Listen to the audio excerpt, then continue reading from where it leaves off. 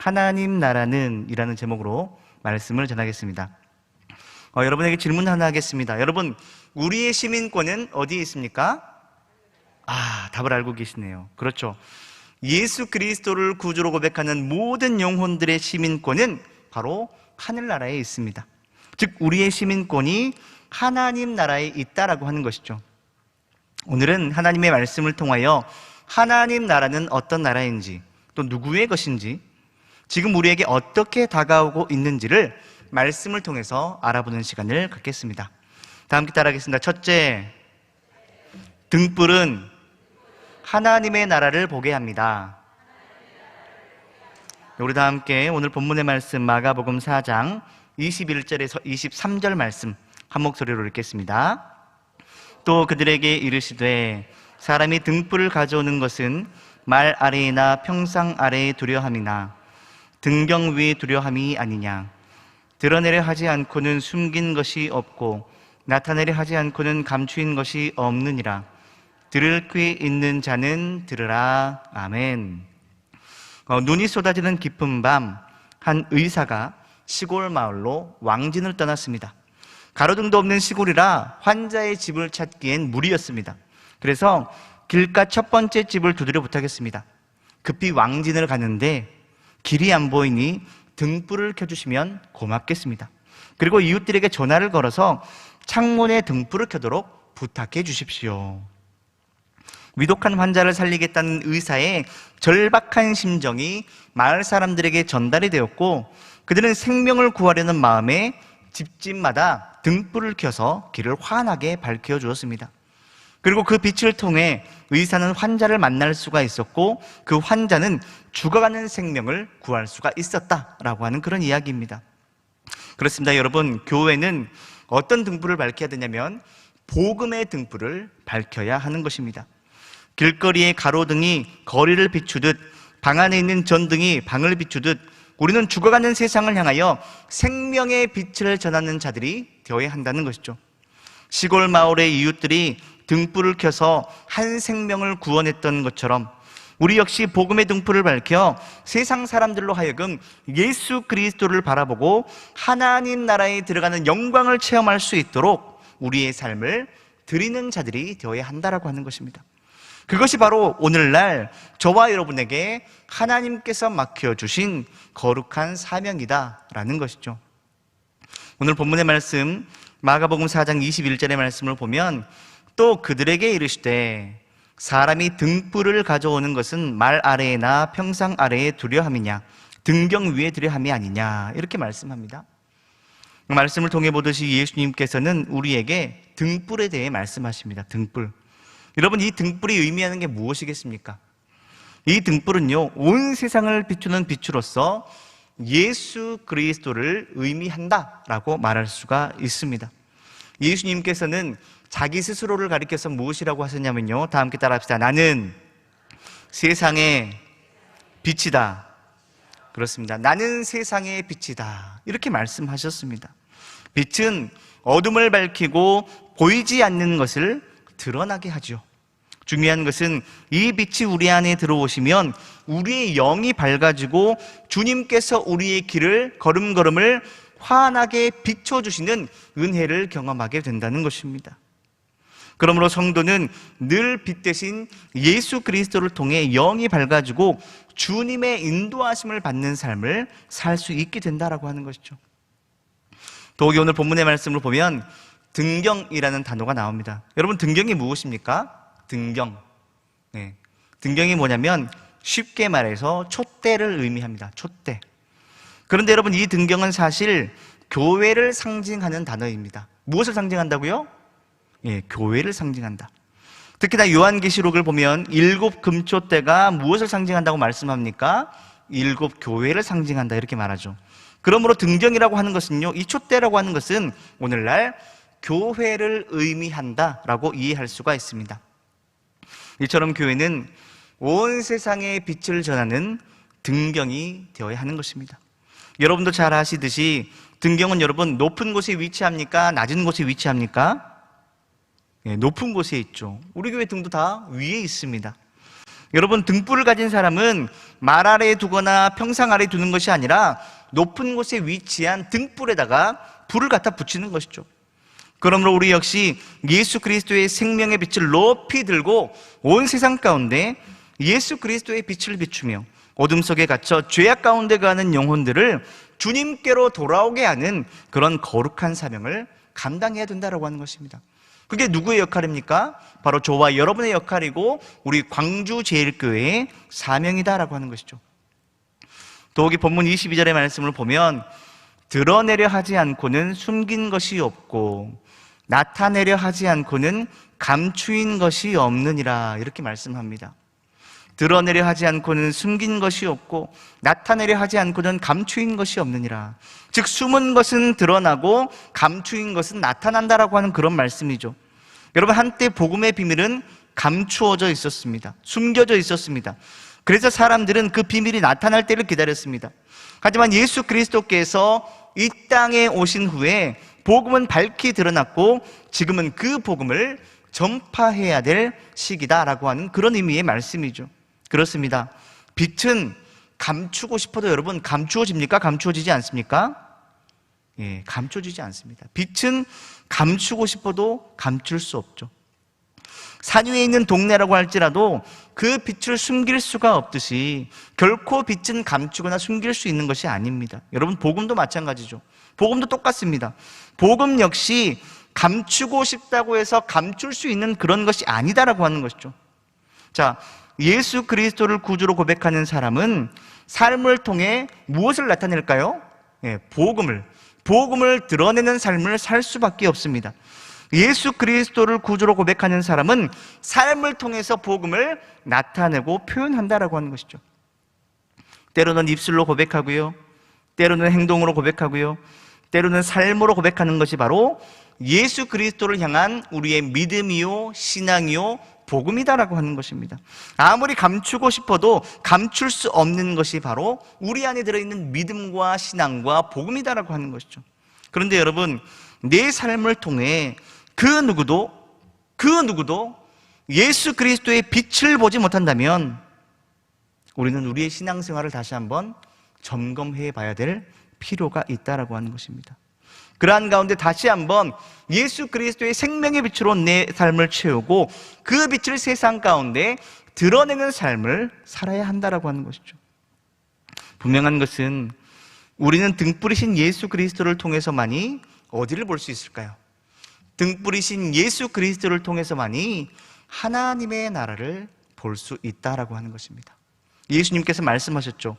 내가 곧 길이요 진리요 생명이니 나로 말미암지 않고는 아버지께로 올 자가 없느니라. 여러분, 영원한 천국은 오직 누구를 통해서만 볼 수 있습니까? 예수님을 통해서만 볼 수 있다는 것입니다.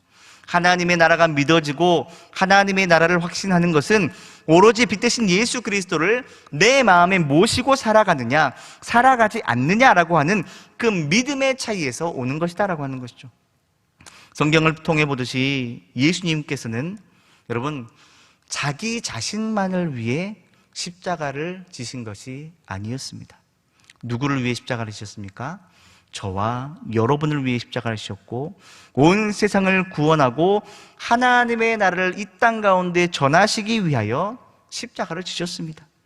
그러므로 여러분, 등불이라고 하는 것은요 자기 자신만을 위하여 비추는 것이 아닙니다. 다른 사람들이 볼 수 있도록, 또 그들이 예수님을 바라볼 수 있도록, 그들 역시 예수 그리스도를 구주로 고백하고 영원한 하나님의 나라를 바라볼 수 있도록 높이 예수 그리스도의 등불을 들고 우리는 그 빛을 비추는 자들이 되어야 한다라고 하는 것입니다. 사랑하는 성도 여러분, 예수 그리스도께서 죽기까지 자신을 희생하시는 것처럼 우리 역시 빛의 자녀로서 이 악한 세대 가운데 예수 그리스도의 생명의 빛을 삶을 다하여 전파하는 삶을 살아갈 수 있는 저와 여러분들이 되시기를 주님의 이름으로 축복합니다. 그래서 언젠가 예수님께서 다시 오시는 그날 많은 사람들과 함께 하나님의 나라를 바라보며 그 나라를 유업으로 얻을 수 있는 저와 여러분들이 다 되시기를 주님의 이름으로 축복합니다. 다 함께 따라하겠습니다. 둘째, 하나님 나라는 있는 자의 것입니다. 네, 하나님 나라는 있는 자의 것입니다. 자, 다 함께 오늘 본문 말씀 마가복음 4장 24, 25절 말씀 읽도록 하겠습니다. 또 이르시되 너희가 무엇을 듣는가 스스로 삼가라. 너희의 헤아리는 그 헤아림으로 너희가 헤아림을 받을 것이며 더 받으리니 있는 자는 받을 것이요 없는 자는 그 있는 것까지도 빼앗기리라. 아멘. 자, 여러분, 어느 모임에서 토론이 벌어졌습니다. 토론 주제가 뭐냐면 어떻게 하면 그리스도인이 서로 싸우지 않고 사랑하며 살 수 있는가, 이것이었습니다. 어떻게 하면 그리스도인이 서로 싸우지 않고 사랑하며 살 수 있는가. 그런데 서로 팽팽하게 맞서기만 할 뿐 좀처럼 서로 답을 찾지를 못하는 거였습니다. 그때 누군가 큰 소리로 말했습니다. 우리 자기 주장만 내세우지 말고 하나님 뜻대로 합시다. 이렇게 말을 했다는 거죠. 하나님 뜻대로 합시다. 그 말을 듣고 모두 다 동의했습니다. 아, 맞습니다. 하나님의 뜻대로 하면 되는 것을 가지고 왜 이렇게 여태 논쟁을 했는지 모르겠네요. 이런 말들이 나왔습니다. 그때 다른 사람이 말했습니다. 그런데요, 어떻게 하면 하나님의 뜻을 알 수 있을까요? 모인 사람들이 이구동성으로 말을 하는 거였어요. 성경에 하나님의 뜻이 기록되어 있으니 성경대로 하면 됩니다. 누군가 이런 말을 했다라고 하는 것이죠. 하지만 여러분, 성경에서 말하는 사랑의 방법을 이야기하면서 그들은 또 언성이 높아졌습니다. 서로 막 싸우는 거예요. 왜일까요? 왜 그랬을까요? 왜냐하면 평소에 하나님의 말씀인 성경을 깊이 읽고 묵상하고 그것을 삶 가운데 실천하는 사람이 없었기 때문이었다라고 하는 그런 이야기입니다. 여러분, 우리가 잘 알듯이 성경은 누구 말씀입니까? 네, 믿습니까? 네, 그렇죠. 성경은 하나님의 말씀입니다. 하나님의 뜻을 가장 잘 알 수 있는 객관적인 지표가 무엇이냐? 그것이 바로 성경입니다. 누군가는 기도를 하다가 하나님의 뜻으로 응답받았습니다 라고 하는 분도 있고, 누군가는 하나님께서 그런 마음을 주셨다고 하면서 이것을 하나님의 뜻으로 생각하는 경우도 있습니다. 하지만 여러분, 모든 그 하나님의 뜻들이 다 여러분 하나님의 뜻일 수 있을까요? 글쎄요. 그런 질문을 던질 수가 있겠죠. 글쎄요. 하지만 여러분, 이 모든 것들은 다 주관적인 겁니다. 객관적인 게 아니에요. 그러나 성경에 기록된 말씀은 여러분 결코 주관적인 것이 아닙니다. 분명한 것이고 분명히 새겨진 하나님의 말씀이다라고 하는 것이죠. 그러므로 우리는 하나님의 말씀을 가까이 하며 하나님의 말씀을 세상 가운데 행함으로 말미암아 하나님의 뜻이 이 땅 가운데 이루어지게 하는 삶을 사는 존재들이 되어야 한다라고 하는 것입니다. 자, 이것을 위해서 우리가 가장 가까이 해야 될 게 무엇이겠습니까? 예. 예? 예. 다 함께 성경을, 다 함께 따라하겠습니다. 성경을 가까이 하고 말씀대로 사는 것입니다. 그렇습니다. 성경을 가까이 하고 말씀대로 사는 것이다 라고 하는 거죠. 여러분, 오늘 본문 24절의 말씀을 보면 너희가 무엇을 듣는가 스스로 삼가라 이렇게 말씀합니다. 너희가 무엇을 듣는가 스스로 삼가라. 여러분, 사람이 살고 있는 이 세상에는 정말 많은 소리들이 존재합니다. 시골 마을에 가면 한적한 산골에 들어가서 들을 수 있는 그런 신비로운 소리들도 있습니다. 또 도시 한가운데서 들을 수 있는 시끄러운 소음들도 있습니다. 우리 상무지구에는 무슨 소리를 들을 수 있습니까? 비행기 소리를 신나게 들을 수 있습니다. 밤이고 낮이고 비행기 날아가는 소리를 신나게 들을 수 있죠. 네. 그리고 여러분, 나와 내 이웃을 통하여 나오는 여러 가지 소리들을 들으며 우리는 이 세상을 살아가고 있다는 것입니다. 그렇다면 여러분, 본문의 말씀을 통해 우리가 정말 마음에 새겨야 될 소리가 무엇인가? 정말 우리가 가까이 해야 될 소리가 무엇인가? 우리가 들어야 될 소리가 무엇인가라고 하는 것입니다. 너희가 무엇을 듣는가 스스로 삼가라 하신 말씀처럼 들어야 할 소리는 듣고 듣지 말아야 될 소리는 듣지 말아야 한다라고 하는 것이죠. 무엇을 들을지 듣지 않을지를 구별하는 그 지혜가 바로 우리 가운데 필요하다라고 하는 것입니다. 이에 성도는 여러분, 특별히 그것을 선별할 수 있는 그 지혜를 하나님께 구해야 됩니다. 그리고 무엇을 듣고 무엇에 귀 기울여 사는지는 사람들의 삶에 있어서 굉장히 중요한 것이다 라고 말할 수 있다라고 하는 것이죠. 우리가 잘 알듯이 유익한 것을 들으면 우리 삶에 유익을 주지만 악한 것을 들으면 그것이 우리의 뇌리에 남아 악한 영향을 줄 때가 많이 있다라고 하는 것입니다. 어린 시절에 할머니들이 손자들에게 잘하는 말씀이 있습니다. 어떤 말이냐면, 경로야, 좋은 친구 만나야 돼. 좋은 친구 만나야 돼. 알았지? 학교 가면 나쁜 친구들이랑 어울리지 말고 좋은 친구들이랑 어울려. 이런 말들을 우리 할머니께서 손자들에게 해주시는 경우가 많죠. 좋은 친구랑 어울리면 좋은 사람이 될 수가 있겠죠.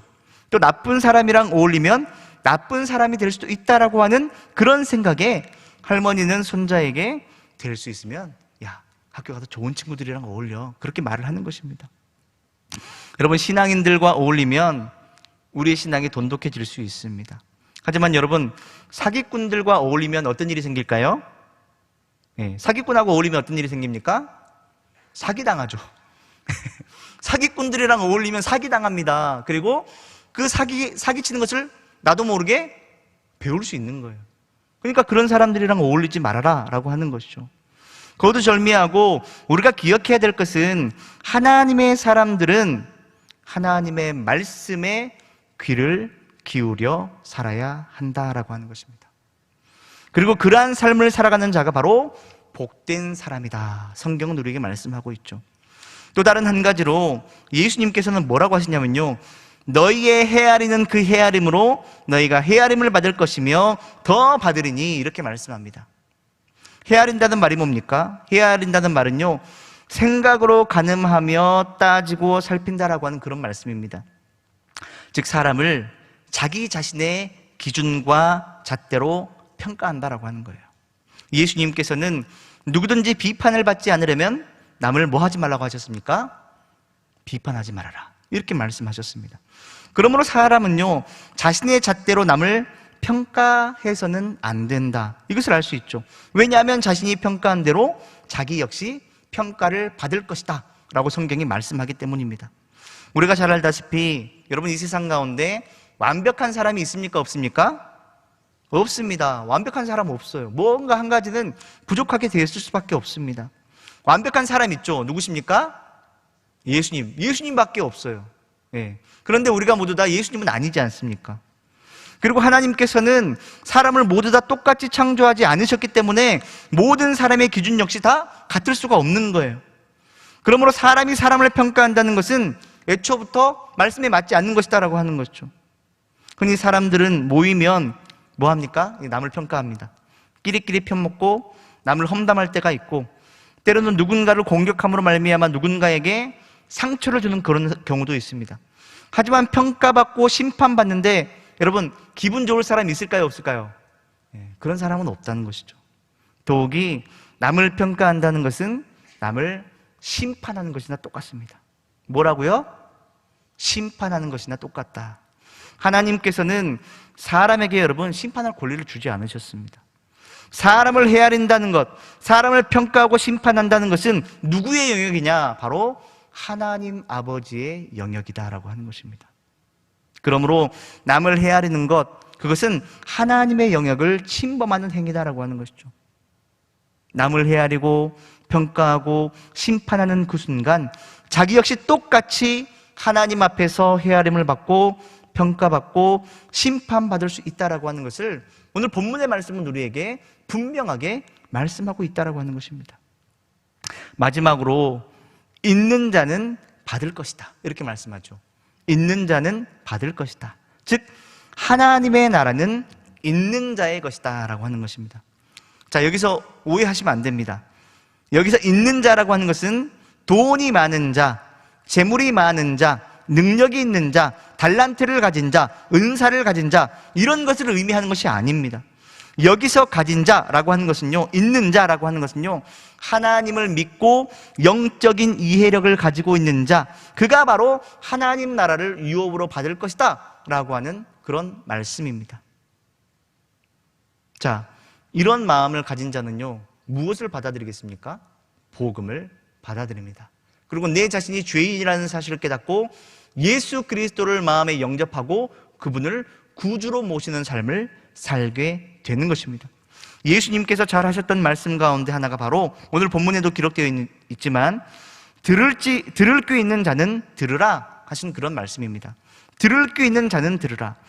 들을 귀 있는 자란 복음의 진리를 듣고 깨닫는 사람을 의미하는 말씀입니다. 하나님 앞에 마음이 열려 있는 사람, 예수 그리스도를 통하여 하나님의 나라를 바라볼 수 있는 그런 사람이 무엇이냐? 들을 귀 있는 자다라고 성경이 우리에게 말씀한다는 것이죠. 자, 그렇다면 여러분, 우리는 있는 자입니까? 아니면 없는 자입니까? 온전히 예수 그리스도를 믿음으로 하나님의 나라를 바라보며 사는 삶을 살아가고 있는 자입니까? 아니면 세상의 것들을 바라보고 세상의 소리를 듣고 세상을 기준으로 하는 삶을 살아가고 있습니까? 예수님께서는 있는 자와 달리 없는 자는 하나님의 나라를 받지 못하고 있는 것까지도 빼앗기게 될 것이다, 이렇게 말씀하죠.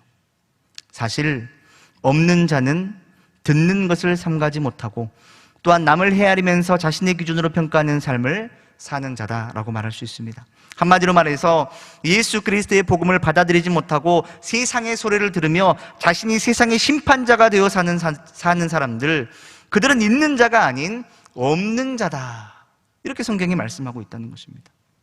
중요한 것은 있는 자는 주님의 말씀처럼 하나님의 나라를 유업으로 받는다. 그들은 예수님을 향한 믿음이 있고 영적인 이해력이 있는 자들이고 그들은 생명의 말씀을 믿고 이해하는 바를 실천하며 복음 안에 사는 삶을 살아가는 자다라고 말씀하고 있다는 것입니다. 분명한 것은 우리가 알고 있고 믿고 있는 바가 우리의 입술을 통하여 증거되고 전파될 때 그 내용은 우리 안에 더욱더 명확해지고 구체적으로 드러나고 우리는 더욱더 복음을 확신할 수 있게 된다라고 하는 것입니다. 사랑하는 성도 여러분, 이러한 삶을 통하여 더욱더 열심을 품고 신앙적으로 더욱더 매진하여 하나님의 말씀을 가까이 하고 하나님의 뜻을 깨달아 정말 영적인 열매로 가득한 자, 있는 자의 삶을 살아서 풍성한 열매를 통해 하나님께 영광 돌리는 삶을 살아갈 수 있는 저와 여러분들이 다 되시기를 주님의 이름으로 축복합니다. 다 함께 따라하겠습니다. 셋째, 하나님 나라는 씨를 땅에 뿌림과 같습니다. 네, 오늘 본문의 말씀 마가복음 4장 26절에서 29절 말씀 읽겠습니다. 또 이르시되 하나님의 나라는 사람의 씨를 땅에 뿌림과 같으니 그가 밤낮 자고 깨고 하는 중에 씨가 나서 자라되 어떻게 그리 되었는지를 알지 못하느니라. 땅이 스스로 열매를 맺되 처음에는 싹이요 다음에는 이삭이요 그 다음에는 이삭의 충실한 곡식이라. 열매가 익으면 곧 낫을 되나니 이는 추수 때가 이르렀음이라. 아멘. 러시아의 유명한 작가 톨스토이라는 사람이 있습니다. 그는 원래 귀족 출신이었습니다. 그는 온갖 부귀 영화를 누리며 살았죠. 그러나 그는 인생의 참 만족을 얻지 못하고 작품을 통해서 수많은 사람들에게 박수받고 갈채받는 삶을 살았지만 죄에 대한 불안과 공포 때문에 굉장히 힘든 삶을 살았던 사람 중에 한 사람이었습니다. 그런데 하루는 그가 한적한 시골길을 걸어가던 가운데 순박한 시골 농부를 만나게 되었습니다. 그런데 그 농부의 얼굴이 너무너무 평화로워 보이는 거예요. 너무너무 안정되어 보이는 거예요. 톨스토이는 농부에게 가서 평화로운 삶의 비결이 무엇입니까? 어떻게 그렇게 평화로운 얼굴을 할 수 있습니까? 이렇게 물었습니다. 그러자 농부가 뭐라 그랬을까요? 이렇게 말했습니다. 하나님을 의지하며 살기 때문입니다. 그래서 내 마음은 기쁨이 가득 차 있습니다. 이렇게 말했다는 거예요. 사실 이 기쁨이 가득 찬 삶을 살아간다라고 하는 건 쉽지 않은 것이죠. 힘들고 괴롭고 고통스럽게도 있지만 그럼에도 불구하고 하나님이 내 곁에 계신다라고 하는 것을 우리가 깨닫고 그분이 나의 힘과 능력과 구주가 되신다라고 할 때 비로소 우리는 삶 가운데 기쁨을 누릴 수 있게 되는 것입니다. 그 말을 들은 톨스토이는 그날부터 진지하게 누구를 찾기 시작했냐면 하나님을 찾기 시작했습니다. 결국 그는 하나님을 만나게 되었고 그 마음속에 들어차 있던 죄에 대한 불안과 공포가 사라져버렸다라고 하는 것입니다. 작곡가 하이든이 세상을 떠나기 전에 작성한 50항목에 이르는 유서의 한 구절을 보면 이런 말씀이 기록되어 있습니다. 나는 나의 영혼을 하나님의 영원한 사랑과 자비에 맡깁니다. 그렇습니다. 여러분, 우리는 우리의 영혼을 누구에게 맡겨야 되느냐? 하나님께 맡기는 삶을 살아야 된다라고 하는 것입니다. 자, 오늘 본문의 말씀을 보니까 하나님의 나라는 사람이 땅에 씨를 뿌린 것 같다 이렇게 말씀하고 있죠. 그리고 씨앗은 자라 싹이 나고 이삭이 되고 곡식이 되어 열매를 맺으면 뭘 한다고 말씀하고 있습니까? 추수한다 이렇게 말씀합니다. 이처럼 씨앗이 자라 싹이 나고 이삭이 되고 곡식이 되어 열매가 되는 모든 과정은 우리가 알지 못하는 사이에 조금씩 이루어지는 것입니다. 여러분, 시나브로라고 하는 말을 들어보신 적 있습니까? 시나브로. 그 말의 뜻이 무엇이냐면 모르는 사이에 조금씩 이런 뜻입니다. 하나님의 나라는 여러분 시나브로처럼 세상 가운데 그렇게 조금씩 커져가고 있다는 것입니다. 우리가 알지 못하는 사이에 지금도 하나님의 나라는 조금씩 확장되어져 가고 있다라고 하는 것이죠. 분명한 것은 내 마음에 하나님의 영원한 사랑과 자비, 즉 이 모든 것의 실제인 예수 그리스도께 우리의 삶을 맡기면 내 마음의 하나님 나라도 점점 자라서 우리의 삶에 이루어지는 역사가 나타나게 된다는 것입니다. 이런 은혜가 저와 여러분의 삶 가운데 충만하기를 소망합니다. 예수님께서 가르쳐 주신 기도, 여러분 주기도문 내용을 보면 이런 말이 있죠. 뜻이 하늘에서 이루어진 것 같이 땅에서도 이루어지다, 이런 대목이 있는데요, 즉 우리가 믿음으로 살고 예수님의 뜻대로 살아간다면 우리는 우리의 삶 가운데 무엇을 맛본다는 말씀이냐면 하나님의 나라를 맛본다, 천국을 맛본다라고 하는 그런 의미의 말씀입니다. 여러분, 성도의 모습은요 싹과 이삭과 곡식과 열매에 비유됩니다. 싹은 은혜의 싹이요 복음의 결정체라고 말할 수 있습니다. 이것은 어린아이와 같은 순전한 믿음을 가진 그런 성도를 의미합니다. 그리고 싹은 세찬 바람과 폭우에 시달리다 온갖 역경을 이겨내면 비로소 이삭이 되는 것이죠. 이삭은 성도에게 있어서 청장년식이다 이렇게 말할 수 있습니다. 이때 성도의 모습은 가장 왕성하며 진취적인 그런 모습을 가지고 있습니다. 그러므로 교회는 이삭과 같은 성도들이 열심히 봉사할 수 있도록 가을 햇볕과 같은 그런 좋은 역할을 해 주어야 하는 것이죠. 또한 곡식은 성숙한 성도를 의미합니다. 성숙한 성도가 되기 위해서는 씨앗이 심겨져 싹이 나고 이삭이 되어 곡식이 되기까지의 과정을 거쳐야만 하는 것이다 라고 하는 것입니다. 그러기 위해 성도에게 꼭 필요한 것이 있는데 그것이 바로 참고 견디는 인내다라고 말할 수가 있는 것이죠. 성숙한 성도란 인내로 모든 것을 견디고 하나님의 나라를 기다리는 자다 이렇게 말할 수 있는 것입니다. 마지막으로 열매와 같은 성도가 있습니다. 이는 하나님께서 친히 거두어 곳간에 드리기 위해 추수하는 그런 성도지요. 중요한 것은 씨앗이 심겨져 열매가 되기까지 우리는 싹과 같은 이삭과 같은 곡식과 같은 이들과 함께 하나님 나라를 향하여 달려가야 한다라고 하는 것입니다. 교회 안에는 여러분 초신자도 있고 또 오랜 연륜을 지닌 성도들도 있습니다. 그러므로 열매와 같은 성도는 이 모든 성도들을 품고 믿음으로 나아갈 수 있도록 완숙한 신앙인의 모습을 갖추어 가야 한다라고 하는 것입니다. 시간이 가면 갈수록 더욱더 완숙한 신앙인의 모습이 되어야 되는데 여전히 똑같이 싹과 같은 모습으로 있다면 그것은 조금 아니다라고 하는 것이죠. 어찌 되었든 간에 성도의 신앙이 어떻게 자란다는 것입니까? 신압으로 자라는 것처럼 하나님의 나라 역시 신압으로 이루어져 가고 있습니다. 그러므로 우리는 하나님의 나라를 구할 때 당장 눈에 보이지 않는다고 해서 낙심하거나 좌절할 필요가 없다는 것입니다. 분명한 것은 하나님의 시간은 결코 늦는 법이 없으며 결코 이루어지지 않을 수가 없는 것입니다. 하나님의 일과 하나님의 나라는 하나님의 때에 하나님의 사람들에 의하여 하나님의 방법으로 반드시 완성된다는 것을 우리는 기억해야 되는 것입니다. 농부가 씨앗을 심고 그것이 열매가 되기까지 하나님께서는 그 과정을 신압으로 도우시고 함께 해 주시는 것입니다. 그러므로 우리는 이 톨스토이가 만난 농부처럼 절대적으로 하나님만 의지하고 하나님만 바라보고 믿음의 눈을 갖는 성도의 삶을 사는 자들이 되어야 할 것입니다. 그래서 신압으로 이루어지는 하나님의 나라를 마지막 날 우리의 두 눈으로 확인하고 영광스러운 그 나라를 취하고 하나님 나라에 들어갈 수 있는 그런 복되고 귀한 삶을 살아갈 수 있는 저와 여러분들이 다 되시기를 주님의 이름으로 축복합니다. 하나님 아버지 감사합니다. 우리에게 예수 그리스도를 보내주시고 빛 대신 예수 그리스도를 통하여 그 말씀을 통하여 복음의 씨앗을 또 우리의 삶 가운데 심어주시니 감사합니다.